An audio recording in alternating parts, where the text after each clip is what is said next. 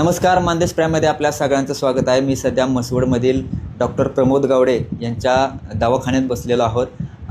खरं तर आपल्या मानदेशातील माणसं ही निसर्गावर प्रेम करतात, पशुपक्ष्यांवर प्रेम करतात.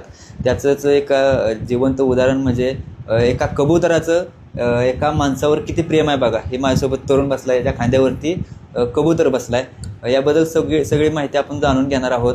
आपल्यासोबत डॉक्टर प्रमोद गावडे आहेत. खूप खूप स्वागत तुमचं. तुमचं नाव सांगा. जीवन घोटुकडे माझं नाव. गाव कुठलं? चिलारवाडी. ओके. आता हे तुमच्या खांद्यावरती जे कबूतर बसलंय ते किती दिवसापासून असं बसलं? ते लहानपणापासून त्याला शिकवलंय मी.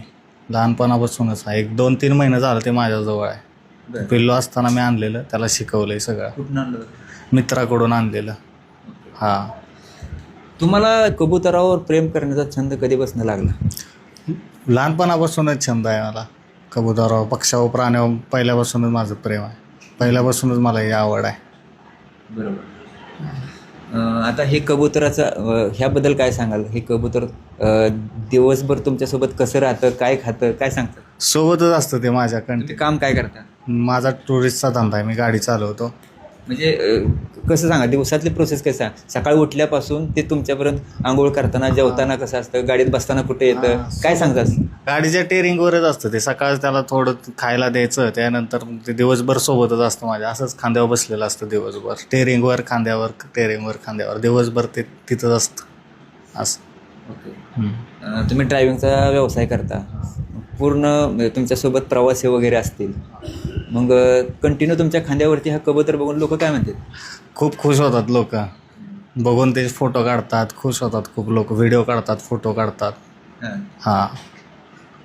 म्हणजे खरं तर आता अनेक जण ड्रायव्हिंग करत असतात. म्हणजे तुम्ही असा ड्रायव्हर आहे की तुमच्यासोबत कबूतर आहे.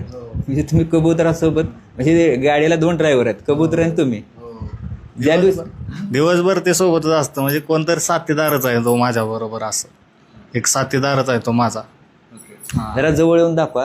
हे कबूतर खांद्यावरती बसते कंटिन्यू आणि ह्यांच्यासोबत असते. त्याच्या पायामध्ये एक प्रकारचं पैंजण घातलेलं आहे, घुंगरू अडकवलेलं पाय आहेत त्याच्यामध्ये.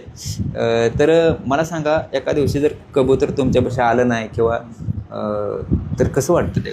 खूप खूप बेकार कबूतर. त्याला एवढा जीव लावला आहे लहानपणापासून. आता खायला घातलं आहे त्याला. खूप त्याला जीव लावला आहे. तो पण राहत नाही माझ्याशिवाय. काय बोल? हां.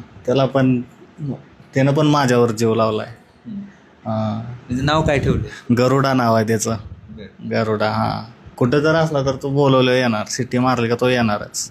सगळ्यात जास्त प्रेम तुमचं कबूतरावर आहे. हो.